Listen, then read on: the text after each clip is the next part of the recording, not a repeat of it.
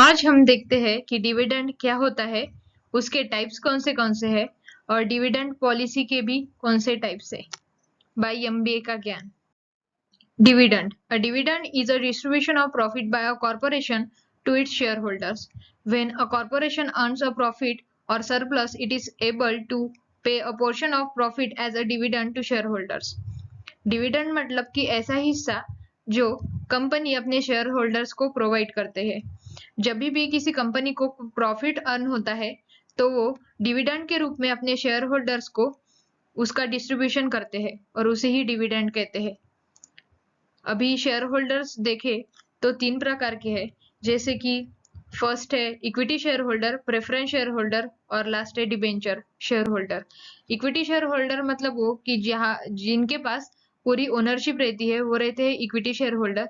Preference share holder वो रहते हैं जब भी डिविडेंड की पे होता है तो सबसे फर्स्ट प्रेफरेंस जिनको रहता है उनको प्रेफरेंस शेयर होल्डर कहते हैं।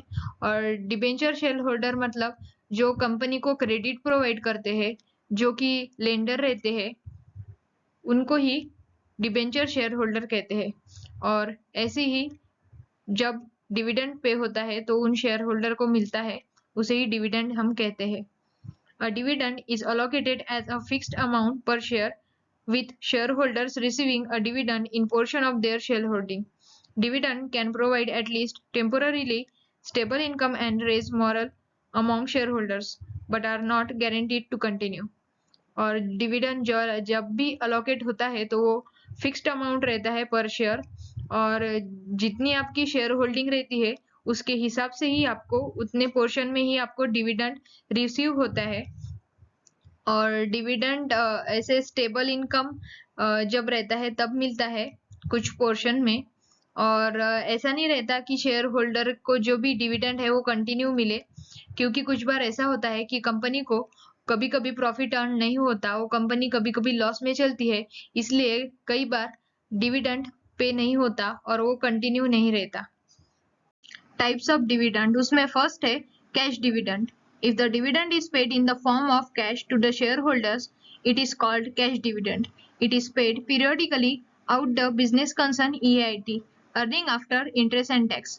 जब भी कोई कंपनी अपने डिविडेंड को कैश के फॉर्म में डिस्ट्रीब्यूट करती है उसे अपने शेयर होल्डर्स में उसे ही कैश डिविडेंड ऐसे कहते हैं, और वो पीरियोडिकली डिस्ट्रीब्यूट करती है।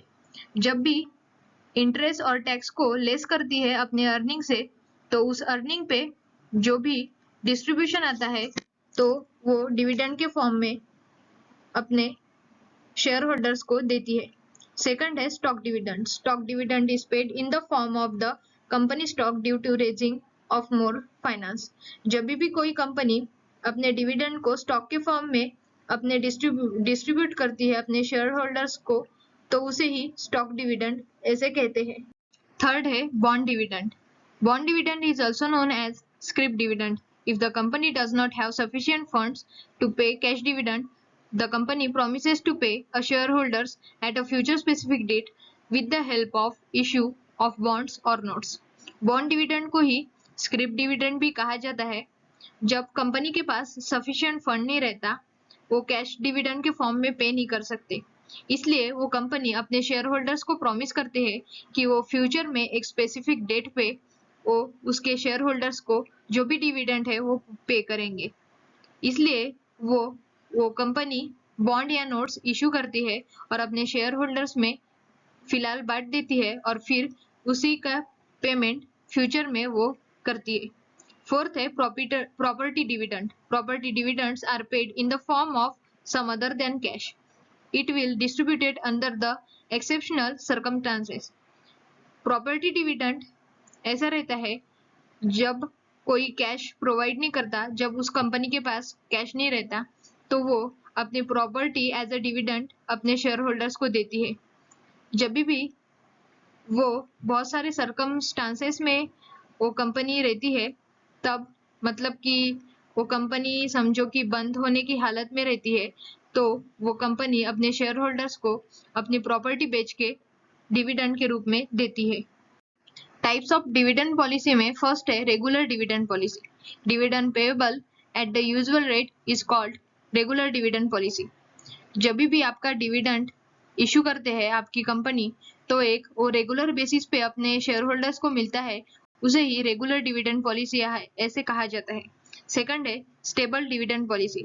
Stable dividend policy provide a fixed dividend payment every year even when earnings are volatile. आपकी कंपनी के अर्निंग्स वोलेटाइल मतलब कि कम या ज्यादा भी हो, लेकिन आपके शेयर होल्डर्स को अगर एक फिक्स्ड डिविडेंड मिल रहा है हर साल, तो उसे स्टेबल डिविडेंड पॉलिसी ऐसे कहा जाता है। कांस्टेंट डिविडेंड पर शेयर उनको मिलता है और कांस्टेंट पेमेंट रेशियो भी उनका रहता है। Irregular dividend policy. When the companies are facing constraint of earnings and unsuccessful business operation, they may follow irregular dividend policy. जब कोई कंपनी के पास sufficient फंड नहीं रहता, वो ऐसे सिचुएशन को फेस करते हैं, उनकी अर्निंग भी कम रहती है और उनके बिजनेस ऑपरेशन भी अनसक्सेसफुल रहते हैं। इसकी वजह से वो अपने शेयर होल्डर्स को रेगुलर बेसिस पे डिविडेंड प्रोवाइड नहीं कर सकते, इसलिए वो कंपनी इरेगुलर डिविडेंड पॉलिसी को फॉलो करते हैं। फोर्थ है no dividend policy. Sometimes the company may follow no dividend policy because of its unfavourable working capital position of the amount required for future growth of the concern.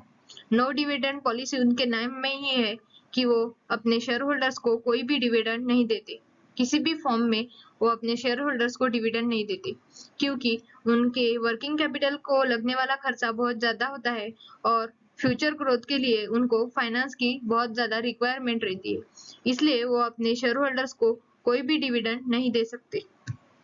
Thanks for watching this video. अगर आप मेरे channel पे नए हो तो पहले जाके आप मेरे चैनल को सब्सक्राइब कीजिए और ऐसे ही कई वीडियो को देखने के लिए फॉलो कीजिए मेरे चैनल को। Thank you.